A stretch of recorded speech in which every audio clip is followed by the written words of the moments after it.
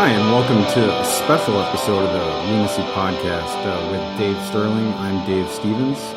Tony is actually unavailable for this somewhat impromptu episode. He's up with his family, and he's right in the middle of a busy week as his wife is working all week, working nights nonetheless.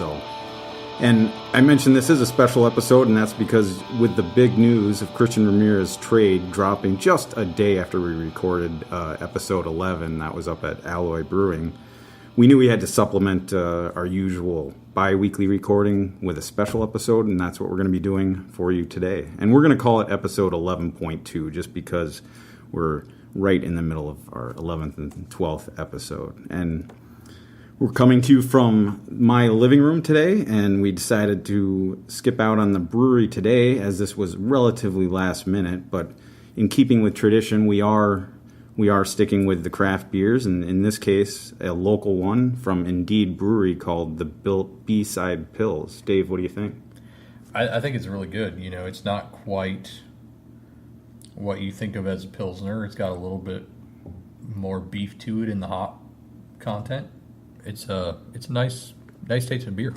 Yeah, I totally agree. And this is I've been to Indeed a couple times up in Northeast, but it's actually the first time I've tried it out of a can, and it certainly isn't disappointing this time as well. So I should mention and remind you that we are still part of the beautiful game network. That would be bgn.fm. And if you haven't already, we mentioned it in episode 11, you should check them out. It's a great website. It's basically just a community of soccer podcasts, and there's a lot of them from the USL and lower leagues. So, and in addition to that, you can find us there, and that's a great source for if you want a quick way to get to our podcast, either the current ones or maybe go back and look at the older ones we've done. It's a good place to start. So, with links to our content, and that's bgn.fm. So yeah, like I said, we're doing this because of the Christian Ramirez trade, and as shocking as that was, and also coincidentally, we're recording this just after the second transfer window closed, and that's why we're doing this now. So, Dave, do you want to start us off? And I should say, they didn't make any big splashes, but I think we're going to start with their last move before the window closed. Yeah. So Mason Toy is going out to Colorado Springs on loan. The Switchbacks apparently need his services forward, and he'll be hopefully getting some good minutes there. With the Ramirez trade, we are down to essentially Rodriguez and Dinladi. So I think it makes sense to get Toy out there. I don't think he's going to see much pitch time at all the rest of the season. So it makes sense to get him out on loan. And so hopefully we can maybe follow Switchbacks a bit the rest of the way through the season and see how things go. It is a 24-hour recall. So if for some reason there would be an injury, Minnesota can go to Switchbacks and say, hey, we need him back. And then they can just send it back out again. Yeah. So that'll be nice. And now the Switchbacks, they aren't the Loons affiliated USL No, team. they're just a USL team. Because if the way I understand it, if we had an affiliate, the loan, it would be even more seamless to get them back and forth, say right. at games or. Yeah, so they have to actually negotiate those terms in. So it's a little. So I mean, the USL teams. And they have this agreement with the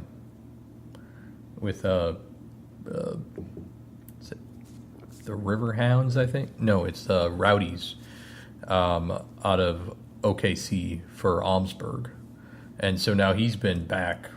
I don't know. I think he's been back for 2 or 3 weeks now. But yeah, he'll be sent out whenever Adrian decides that we don't really need him on the bench. And so, yeah, they have to negotiate all these contracts that way. And I can imagine from the USL perspective, they're probably not terribly excited for those terms. Yeah. But I think they're probably used to it at this point. Yeah. Well, yeah. Okay. So at least Toy will have a chance to get some minutes. Yeah. You assume he'll jump right in and start fairly soon. Right, and now, of course, Manly's at Las Vegas, and he did not play the last game, so, I mean, hopefully it will not be the same for Toy. So with that news, with the closing of the transfer window, the Loons are definitely kind of going all in with their forward combination of Ibarra and Rodriguez. Yeah, I think it's interesting because Dinladi's obviously been hurt almost all season, and he's finally healthy.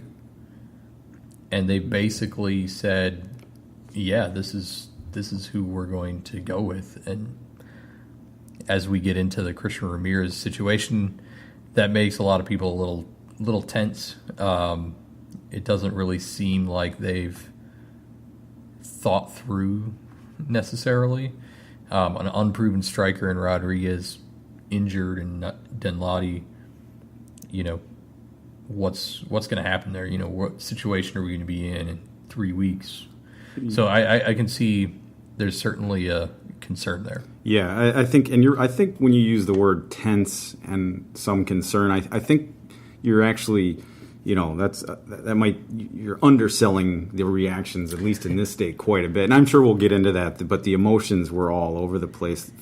Anger, just complete disbelief, shocked. I could go on and on with the words that if you're looking at Twitter or any of the other websites, it was very surprising.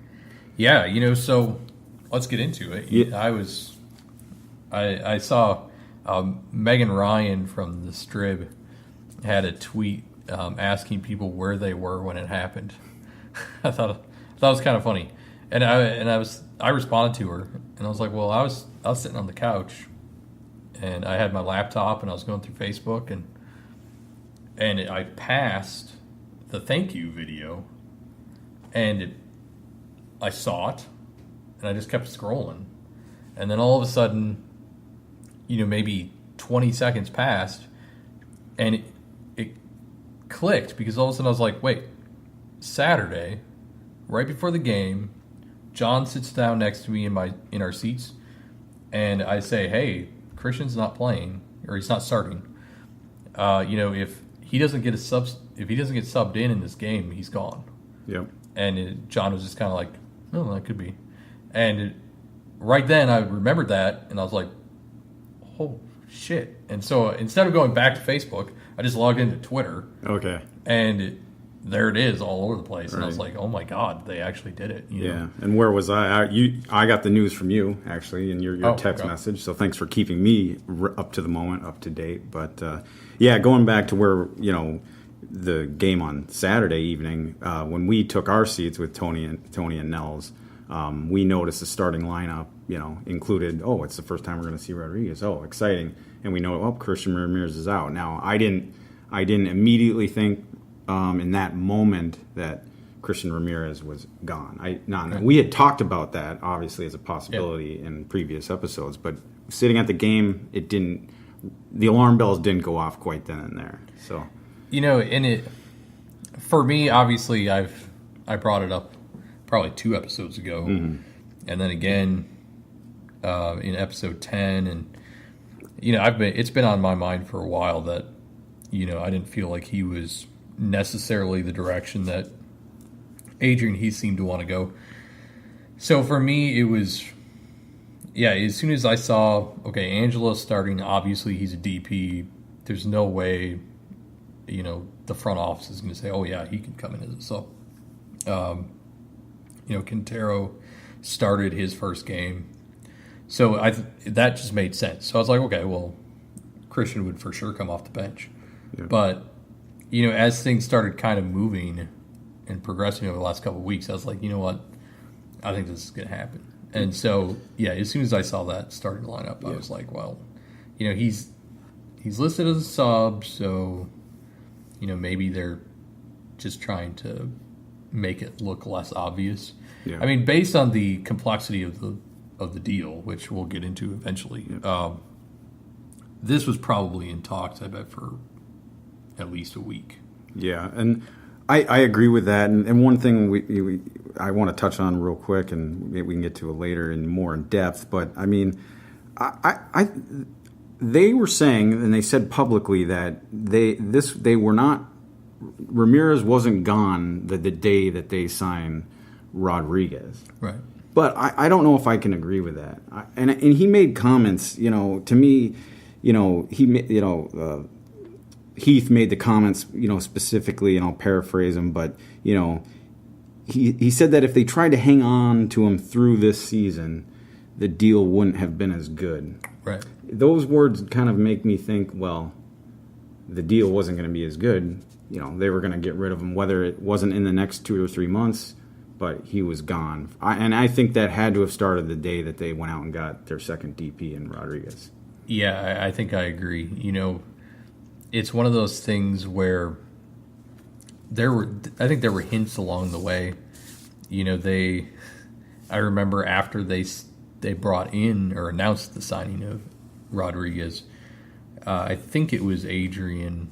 No, it was actually, I believe, Manny on the season ticket holder call that said that Angelo brought a different element that they felt was necessary for the team.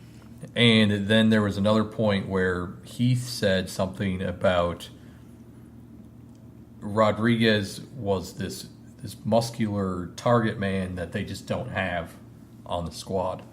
And to me, when you're hearing these comments, a lot of people probably don't think a lot of it, but to me, I'm like, okay, that's saying that obviously the ones we have now don't necessarily fit what they want. So if you're going to bring in a DP that fits what you want, somebody's going out. Right. So at this point, it's like, well, you're not going to get rid of Denlotti because he's, 22? You're not going to get rid of Toy because he's a rookie. He's 19. So the logical person is the guy in his mid-20s. Even though he's the face of the team, he's been with us since 2014, correct? And so it's one of these things where even though he's a proven goal scorer, they were set on the fact that he didn't fit what they were trying to do. And they were talking about this way back at the beginning of July. Yep. So, for me, I think the writing was on the wall. And you could see these things when you follow international soccer and you're following a specific team and you see transfers come in and out. You can kind of pick up on these little nuances that, oh, yeah, this is going to happen. Especially the roster thing. And maybe that's why the squad selection on Saturday clicked with me so much, was because I was like, it's pretty common when you watch the EPL. There's rumors about this player that he's not sticking around, and then all of a sudden, the game before the transfer window closes, he's not starting. Yeah. And it's like, okay, he's probably gone, and then all of a sudden he's gone. Yeah. Looking back, it's easy to see it coming. And plus Christian Ramirez, had a max salary budget figure. He was maxed out, and they actually had to use, targeted, money to bring his salary down to the maximum salary cap hit. So, but it was regardless of we knew this was coming, we didn't know this was coming, and there was rumors out there for a long time, so a lot of people probably knew that it was coming. But it's extremely disappointing, and you can understand the outrage, I'd call it. I mean, that's how I would describe the Twitter reaction, was with pure outrage, and I get it, I totally get it, and what a tough 7 days. Some of you may not care, but on the 31st, July 31st, Brian Dozier, another longtime Minnesota, he had been with the club, the major league club, since 2012. So it's tough to see that go. Now, when we talk about these trades or sales, in however you want to call them, the Dozier deal was a little bit different